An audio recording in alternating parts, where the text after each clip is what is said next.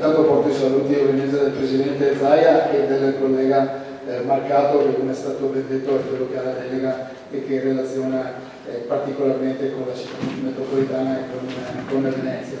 E magari dopo Brugnaro non è facile, perché abbiamo capito la grande passione, l'enfasi, ma soprattutto l'impegno che si sta mettendo a questo territorio. Ha detto bene però, perché in questi anni c'è stato davvero un grande gioco di squadra che ha visto partecipi appunto i territori, dalla città metropolitana al comune, alla regione, alle associazioni del mondo economico che sono al nostro fianco su questa partita, e diverse cose sono state fatte. Mi è piaciuta la battuta, da qui al futuro non ci sarà sinistra, destra, centro, ma capaci e incapaci. Bisogna lavorare assieme, e quindi di fatto oggi la sfida e questa opportunità, la relazione che è stata fatta è stata eccellente, bellissima, perché ha dato tantissimi spunti sulle opportunità che ha questa zona, che ha Porto Marghera, ma che ha l'intero territorio, rispetto a temi che sono legati all'industria, ovviamente al tema dell'economia, ma perché no allo sport, ma perché no al turismo. Prima azienda in Veneto, il turismo 18 miliardi di fatturato, pensare che all'interno di questa nuova rigenerazione si possano toccare eventi come quelli che la Regione, assieme a tutto il territorio e alle parti stakeholders del territorio, hanno messo in piedi. Milano Cortina è stato citato come eccellenza, ma anche il solo fatto di avere le colline del Prosecco come riconoscimento di patrimonio dell'UNESCO. Mi viene sempre in mente la battuta del Presidente Zaia quando dice: quando che sol si scalda tutti, nel senso che quando ci sono opportunità di crescita, ci sono opportunità di crescita che non sono solo legate, salutiamo anche l'onorevole Barretta, grazie, ciao, e sono opportunità di crescita che sono opportunità di crescita che valgono per tutti, quindi dallo sport alla rigenerazione per quanto riguarda invece la questione diciamo economica e dal punto di vista turistica diventa fondamentale. Però è stato detto bene, passa attraverso quella che è la soluzione al tema delle bonifiche. Da tanti anni si sta parlando e si sta investendo molto. Quest'anno la Regione, con le iscrizioni di conto avanzo, lo sa bene il sindaco Brugnaro, abbiamo messo a disposizione decine e decine di milioni di euro, e si sta andando avanti su quelle che sono appunto le tematiche legate al Valone Molanzani, piuttosto che accordi di programma con il MISER 2015, piuttosto che le aree complesse, e quindi tutta una serie di strumenti che mettono poi nelle condizioni di avere risorse. Però qua il gioco è un gioco appunto di squadra per completare, perché chi arriva, qua abbiamo gli ordini professionali che li ringrazio, ma il mondo economico, l'imprenditore che vede in una grande potenzialità Venezia, Porto Marghera e quindi investimenti importanti, se gli metti davanti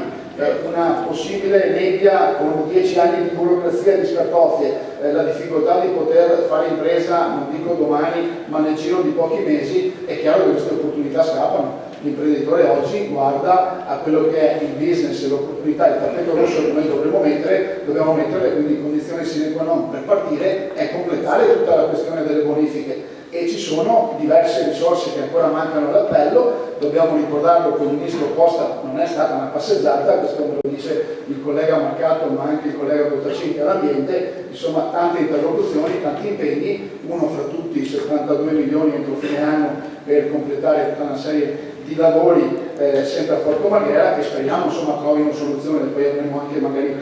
la parte del governo che ci dirà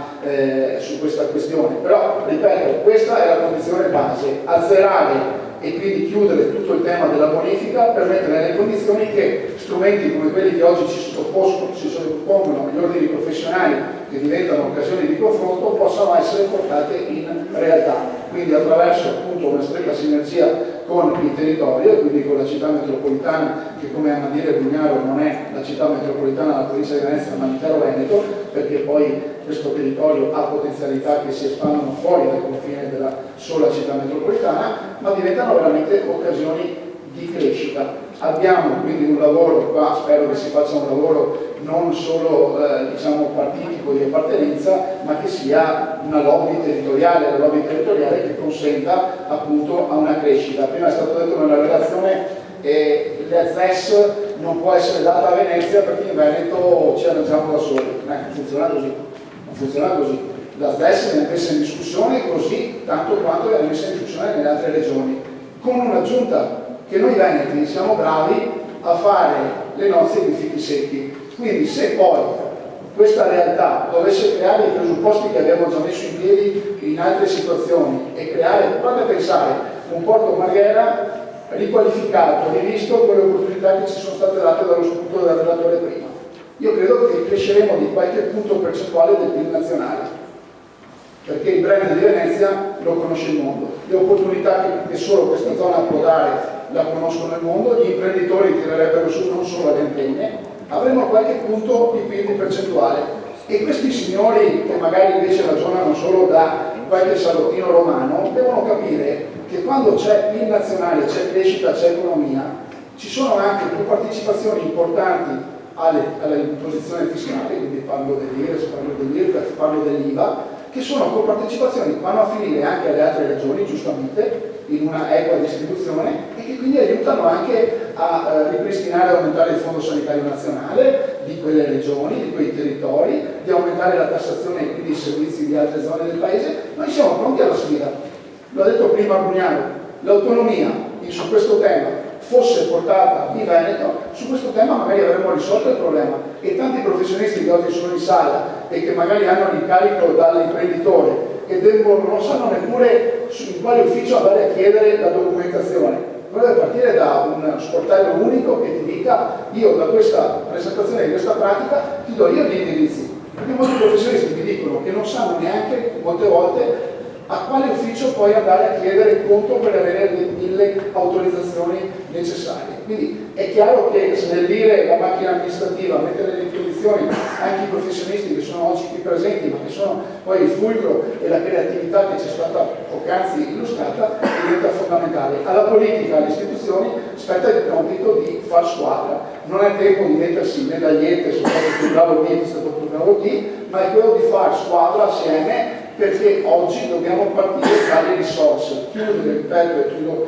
il mio saluto, chiudere la bonifica di quell'area e poi mettere nelle condizioni, non con tavoli tecnici, perché quando non si sa cosa dire si inventa un tavolo tecnico e quindi il tavolo tecnico accontenta sempre un po' tutti, ma oggi è finito il tempo dei tavoli tecnici. Bisogna chiudere appunto questa bonifica dell'area, dopodiché lavorare assieme con le istituzioni, perché credo che il Veneto, i veneti, gli imprenditori, i professionisti non manchi l'ingegno e l'idea appunto di progettualità per far crescere questa zona. Credo che far crescere oggi Porto Marghera e l'intera area, compresa la portualità, possa consentire veramente uno sviluppo importante anche dal punto di vista del governo centrale, che deve vedere questa come grande opportunità, perché il Veneto è in grado appunto di portare ricchezza attraverso questo. Quindi l'aiuto di Stato diventa un investimento per far crescere risorse che poi rientreranno attraverso quella che è la pressione fiscale, gli utili di impresa, e quindi diventerà sicuramente un investimento ben fatto. Quindi spero che anche con l'onorevole Barretta si riesca oggi a fare sintesi, ma soprattutto, appunto, come dicevo, fare un grande gioco di squadra, perché le grandi opportunità ci sono e mai come in questo periodo